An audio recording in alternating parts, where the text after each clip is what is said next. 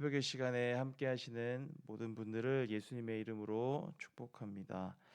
오늘 함께 읽은 신명기 29장의 말씀은 하나님께서 약속하신 가나안 땅에 들어가기 거의 직전인 시기에 모압 땅에서 하나님께서 이스라엘 자손과 언약을 세우시는 장면을 묘사하고 있습니다. 이스라엘 백성들은 출애굽하여 광야에서 40년이라는 시간을 보냈습니다. 사실 애굽에서 가나안 땅은 지도를 보면 40년씩이나 걸릴 만큼 그렇게 먼 거리가 아닌 것을 우리는 잘 알 수 있습니다.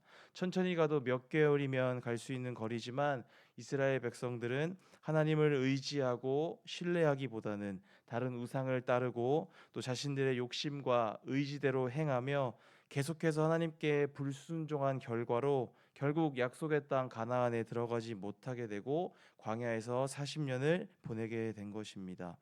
비록 이 출애굽 1세대는 하나님께 불순종하여 약속의 땅에 들어가지 못하게 되었지만 하나님은 그렇다고 해서 그들을 광야에 그냥 내버려 두지 않으셨습니다. 하나님은 40년 동안 광야에서 이스라엘 백성들을 입히시고 또 먹이셨고 또한 전쟁에서 승리하게 하셨으며 땅을 차지하게 해 주셨습니다. 그렇게 하나님은 이스라엘 백성들을 40년 동안 한결같이 인도하셨습니다. 사실 하나님은 굳이 이스라엘 백성들에게 이렇게 하실 필요가 없으셨습니다. 원래 상호 간의 언약, 즉 서로 간의 약속이라는 게 다른 한쪽에서 지키지 않고 일방적으로 파기해 버리면 더 이상 그 약속은 지킬 필요나 의무가 없어지기 때문입니다. 이미 이스라엘은 하나님의 백성으로서 지켜야 할 언약을 제대로 이행하지 않았습니다. 이스라엘은 애굽에서 노예로 살며 아무런 소망도 없던 자신을 전적인 은혜로 구원해 주신 하나님을 저버렸습니다. 다른 우상들을 따라가지 말라고 하신 하나님의 말씀을 거역하고 끊임없이 배신했습니다. 그럼에도 하나님은 그의 백성에게 기회를 주셨습니다. 하나님은 우리가 하나님의 말씀에 순종하는 하나님의 백성으로 살아갈 수 있도록 우리에게 계속해서 기회를 주시는 분입니다. 하나님은 노하기를 더디하시고 오래 참으시는 자비하신 분입니다.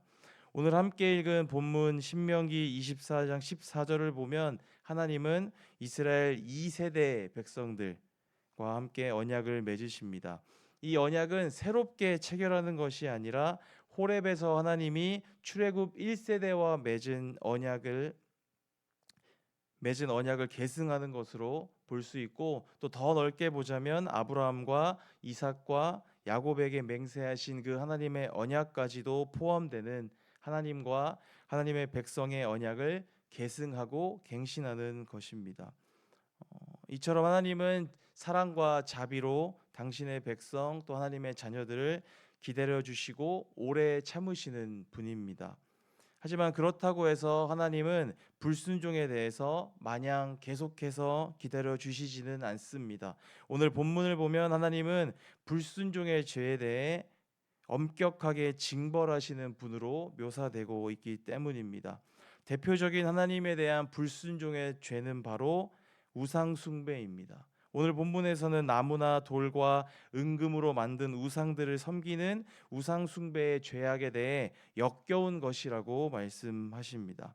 이 당시에는 이렇게 눈에 보이는 여러 우상의 형상들이 굉장히 많았지만 사실 현 시대를 살아가는 우리 입장에서는 이 우상 숭배의 죄가 그렇게 직접적으로 와닿지 않을 수도 있습니다.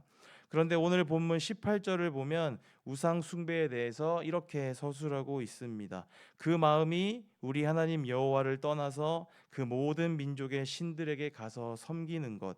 그리고 세번역 성경으로 보면 주 우리 하나님으로부터 마음을 멀리하여 다른 민족의 신들을 섬기려는 것이라고 번역했습니다.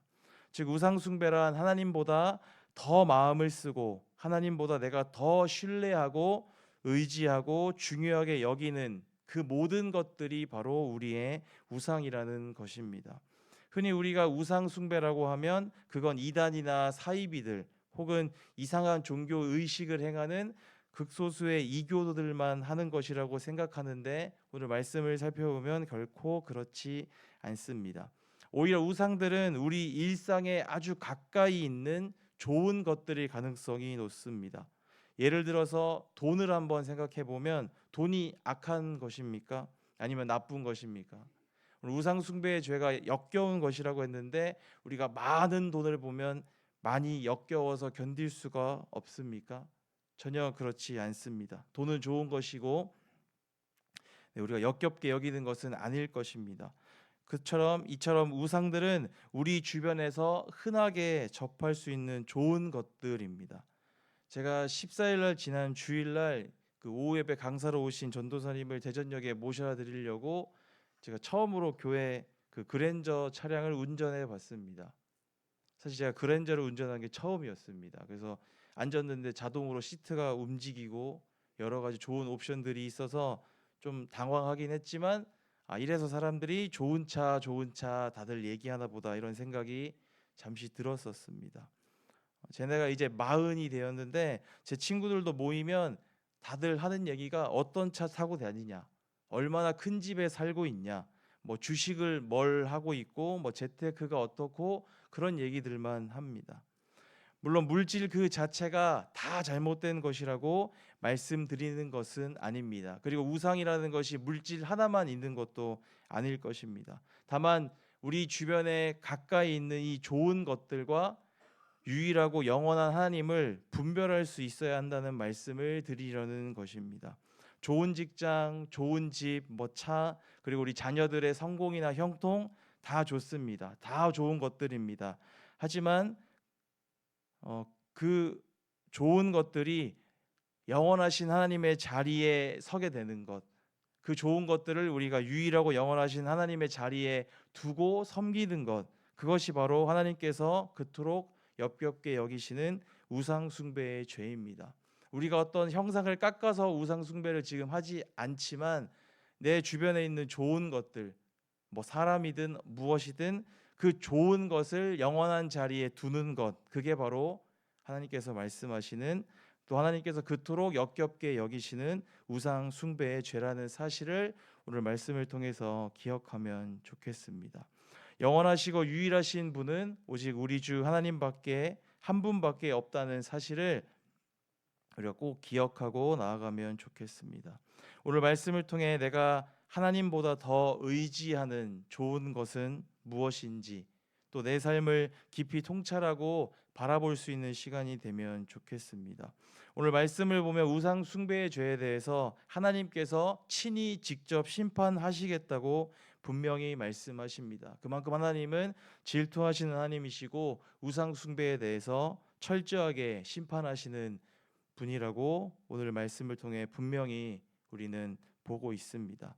오늘 이 시간을 통해 나와 하나님밖에 모르는 은밀한 혹시 우상 숭배의 죄는 우리 안에 없는지 말씀 속에서 우리 자신을 솔직하게 돌아보고 또 회개할 수 있는 은혜가 있기를 간절히 소망합니다. 기도하겠습니다.